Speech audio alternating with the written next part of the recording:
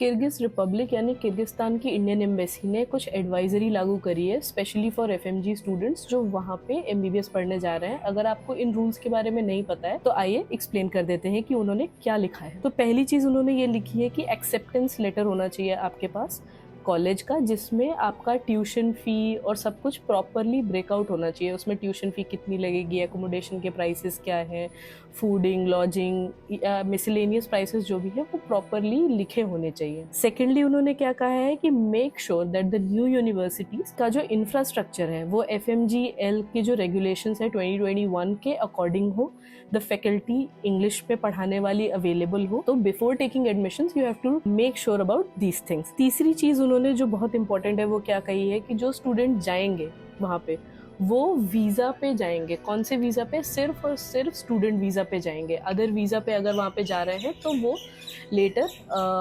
Acceptable नहीं होगा। अगर जब आप परमानेंट रजिस्ट्रेशन के लिए अप्लाई करने जाते हो अपने रिस्पेक्टिव काउंसिल में, मेडिकल काउंसिल में, तब आपको वहाँ पे इशू हो सकता है। नेक्स्ट थिंग क्या है, कोर्स की ड्यूरेशन 54 मंथ्स होनी चाहिए। इंटर्नशिप वहाँ आपको मैंडेटरी 1 साल करनी पड़ेगी। 12 महीने की आपकी मैंडेटरी इंटर्नशिप होगी सेम फॉरेन इंस्टीट्यूट में जहाँ से आप अपनी डिग्री ले रहे हो, करेक्ट। फिर आपको जो डिग्री सर्टिफिकेट मिलेगा वो इंग्लिश में होना चाहिए। Next thing is all mandatory subjects should be there in the curriculum. जितने भी मैंडेटरी सब्जेक्ट्स हैं वो जो एफएमजीएल की रेगुलेशन के हिसाब से वो सारे सब्जेक्ट्स आपको पढ़ने पड़ेंगे।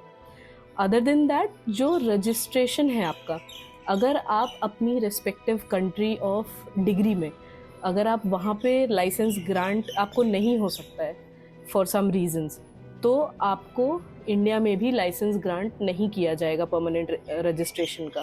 तो you should be eligible for your medical registration in the respective country जहाँ से आपने एमबीबीएस अपना कंप्लीट किया है, ठीक है।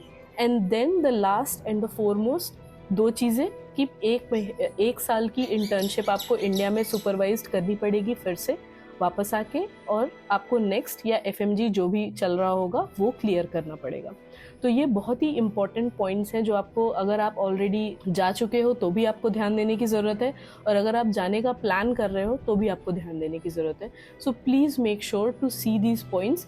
We will upload the link for the PDF and these are the points which I have noted down from all of the document. तो अगर आपको ये भी चाहिए तो you can comment in the below section PDF and we will make it available to you.